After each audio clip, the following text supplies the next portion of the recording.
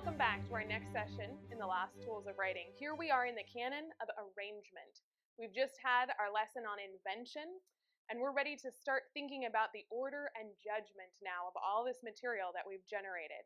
We're deep into the curriculum now, so your students should really have a lot of ideas that they're ready to wrestle with and put into some order. So just so we're clear, being in arrangement, your students have already learned and hopefully practiced for this new essay number 5. They've done some sorting. They should have thought about their exordium for this particular essay, and they have learned and practiced the last skill, which is the amplification. So they've thought about how they're going to be concluding their essay with this statement of who cares about this idea and why. That's where we're at right now. We've done sorting, the exordium, amplification, meaning we're ready to move on to the next new part of arrangement, and that would be the division statement. What is division?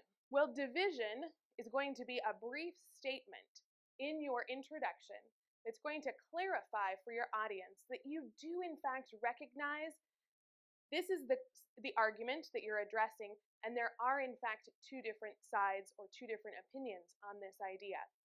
It's a way of acknowledging right at the beginning of your persuasive idea, your persuasive essay, that you recognize your idea, your opinion, your side is not the only one on this idea. And that's an important lesson for our students to learn. They can get quite stuck into barreling right ahead, pursuing their own argument, and sometimes, as we all do, forgetting this idea that we do want to address the other side of the issue. So we want to help our students to begin this pretty big idea of clarifying the argument, recognizing the other side, and then addressing the other side. As you can see, if you take just a moment to think about it, even though this is one statement, the idea of division is pretty big. So just as with all the other ideas that we're talking about in the last tools of writing, we want you to start small. We want you to think about the basics. We want you to remember the idea and communicate that, clarify that with your students, so that then they're prepared to practice it, sometimes wrestle with it. Even one sentence, like a division statement, can give them a little bit of pause as they think about, well, what agreement do we have? What is our division? I'm not sure. So remember, start with the foundational ideas, then they'll work on their artistry, they'll work on just their creative expression or the nuances of this division later on. But we're going to introduce the basics and equip our students to do that. This new piece of information, as I mentioned, is going to be part of our introduction. So for some orientation, we have our introductory paragraph that will still begin with the exordium. That doesn't change. That's always at the beginning. So we've inserted our division right after the exordium. This does change the template pretty significantly in the introduction. So throughout this lesson, you're going to want to make sure you've made this idea clear to your students. Your division statement is a statement pretty early on in their essay that's going to clarify the sides and the argument. We'll come back to this in just a moment, but let's talk a little bit about the division itself and how you're going to help your students think through this idea. There's a couple of new terms that we want to introduce. We know what our thesis is, so we've already talked about that quite a bit. Your students should be really confident in their thesis. Remember, our sample thesis throughout this session of video is Edmund should not have followed the White Witch. So we're working with that idea. We're going to stick with that. You might have this sample that you're working on in your class, but again, your students are going to have, this is essay number 5, so they should be thinking about a new idea now. But you know your thesis, you're in arrangement, you've made that decision. Edmund should not follow the White Witch. Now we've introduced this term of the counter thesis. Simple idea, but make sure your students are clear on what you mean by this. We are asking our students to here identify what is the opposing perspective to their thesis. If they've taken the side that Edmund should not follow the White Witch, the counter thesis is simply the reverse of that. Edmund should follow the White Witch. We've done an Annie. We've thought through this idea that an argument could be made for him to take the counter to what we've decided. Someone could decide that Edmund should, in fact, follow the White Witch. That would be the counter thesis. Because we know those two sides do exist, now we're going to start thinking about what we're going to do to clarify that argument. The first thing we want to do is think about our common terms. Both sides are talking about similar things. They're both talking about Edmund. Do we have a point of disagreement there? Probably not, right? So as you think through these common terms, you're clarifying, are we arguing about Edmund? Are we arguing about the White Witch? Are we arguing about the following? Simply identifying the terms that each side has in common can help you to pinpoint a clearer point of disagreement. It's so important that your students begin to learn that they want to actually be furthering their persuasive argument on something that is clear and understood by both sides. And so here we realize we do have this common term between the thesis and the counter thesis of Edmund, but we're not arguing about him. We're not arguing about the White Witch, probably, but we might be arguing about this following. So we realize we have common terms, and we've come to a little bit more clarity on what we might be discussing. Now, are there any other ideas in this situation surrounding this thesis that we might agree on? Both sides are probably going to agree that they are, in fact, in Narnia, right? This is just a little bit of an orientation for you and your students. They're going to agree that he did, in fact, follow the White Witch. There shouldn't be much argument on that. We could both agree that the White Witch was the current ruler of Narnia.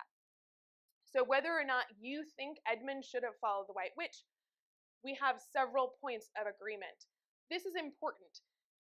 There's a lot, like I said, there's a lot of different directions you can take this, but you can see this is getting you into the story. This is helping you to clarify the ideas that you're actually going to be arguing in your persuasive essay.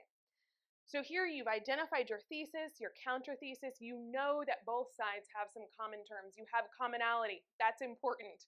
An important idea for them to remember in all persuasion. We do share commonality with the other side. And we can even go beyond our terms. We can say, yes, there are things about that situation that we both acknowledge. We might even both acknowledge there are some things that Edmund wants. Both sides might agree that Edmund wants something, right? He's seeking something. We might not be exactly in agreement on what he's seeking, but we're going to go with this idea that we both agree that he is seeking something. So this agreement can cover a lot of things. What a character needs, what they want, what their situation is. Use questions, again, like we've been doing all along in the Lost Tools of Writing, to generate more ideas here. You have all these ideas. Now you've got to think about, what do I do with these to create one statement or one clear idea of division in my arrangement? We have a worksheet, just like we do with all of the other lessons. So you have a worksheet for division that you're able to work through with your students that takes you just through these ideas, the thesis, the counter thesis, the terms, and the agreements. Spend some time on that.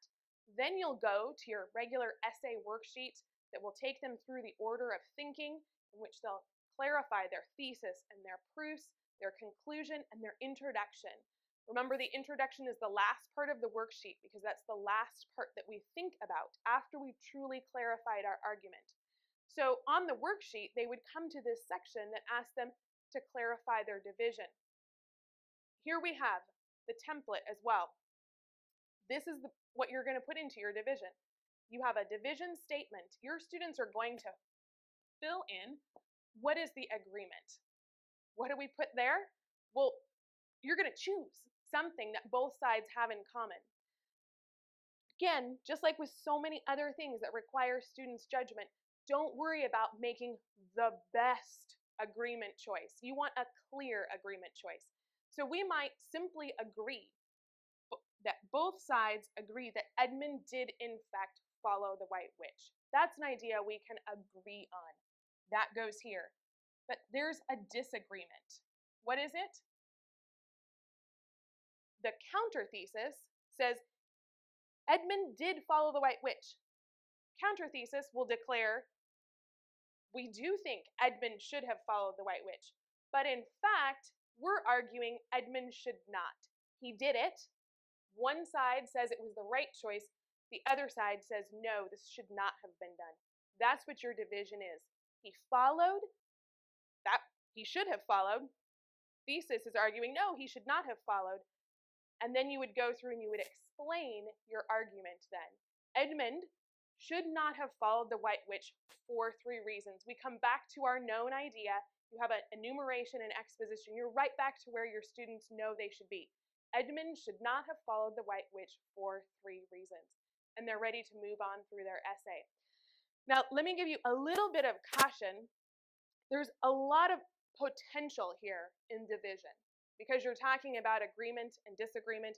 You're trying to clarify, what do both sides agree on? Where do they actually disagree? Try not to make this confusing or too detailed for your students at the beginning. Focus on this idea that you have here on the worksheet that simply brings them back to the core. There's a thesis, a counter thesis, and there is some point of agreement between both sides. That's what you're clarifying. That's what you're going to put into your introduction so your students begin learning and practicing that skill of acknowledging the opposition, clarifying their argument right from the very beginning in their introduction. It's going to be so impactful for their future persuasion in discourse and in writing. They'll enjoy it once they get the main idea.